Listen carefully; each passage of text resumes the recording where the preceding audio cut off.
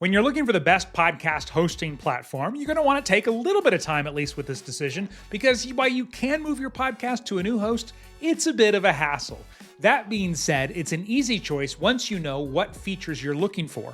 And so in this video, I'm going to share the 5 features that you want to make sure that any host you choose has included and share my top 2 picks for podcast hosting sites. One of them is probably going to be right for you. I actually like them both a lot. I actually have podcasts on both of them. By the way, I'm showing you how to build a podcast step by step, just one task per day as I build my new show. And if you want to follow along, you can find the playlist with the whole series on my channel. So the first thing to make sure that any podcast host you're going to use has is automatic distribution to Apple, Spotify, and all the other major podcasting platforms, and that they make it really easy for you.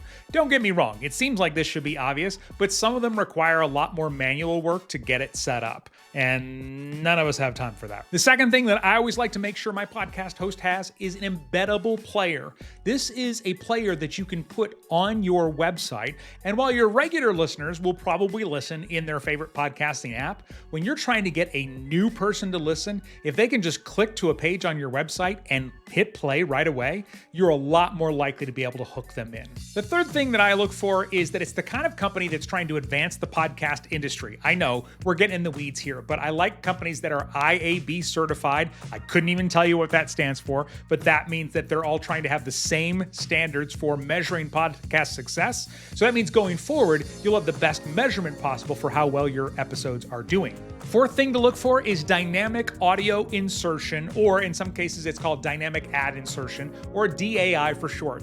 This is a feature where you can release your podcast episodes and then later on go back and add new sections to them so that you can talk about topical things. So imagine you've released 50 podcast episodes, and then next week you've got this special live event, a masterclass, a launch, anything like that.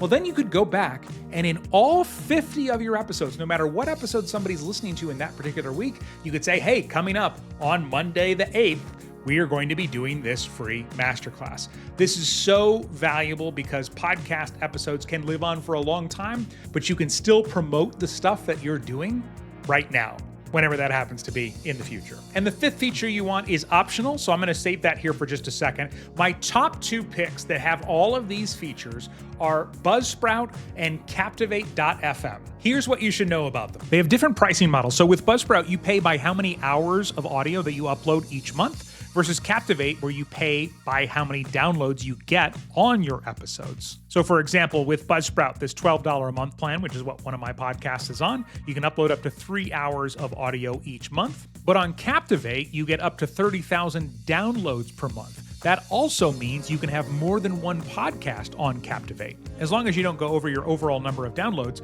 as opposed to Buzzsprout, where you can have a single podcast. If you wanted more podcasts on Buzzsprout, you can certainly do that. You just need to add another plan.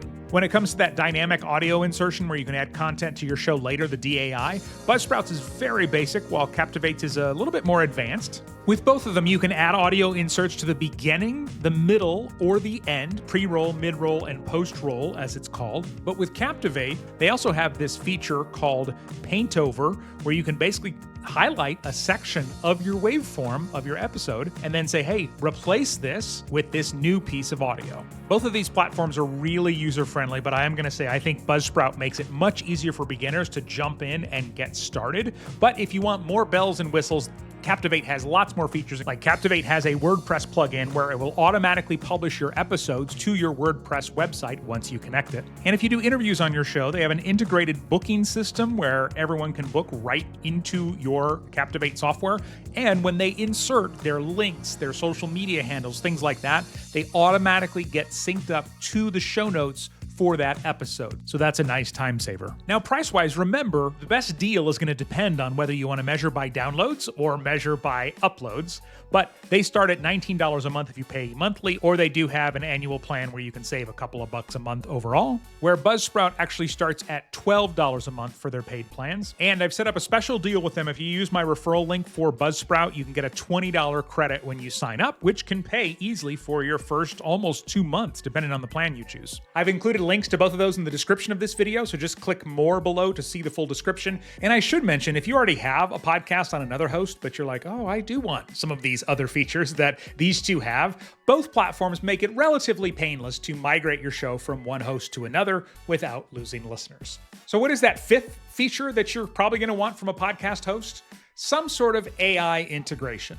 Both Captivate and Buzzsprout have added these, and they let you automatically generate show notes, transcripts, timestamps, and all kinds of other things that can save you time built right into your podcast host, which is nice. Personally, I have AI integrated into the tool that I record and edit my podcasts with, so I haven't invested the extra $5 to $10 a month on either of these hosting platforms. Speaking of recording software, that is something you're going to need for a podcast, and a lot of stuff that people use is really, really slow. So on the screen right now, what I and thousands of other people have found to be the fastest, easiest to use podcast recording software available. You can click and watch that now.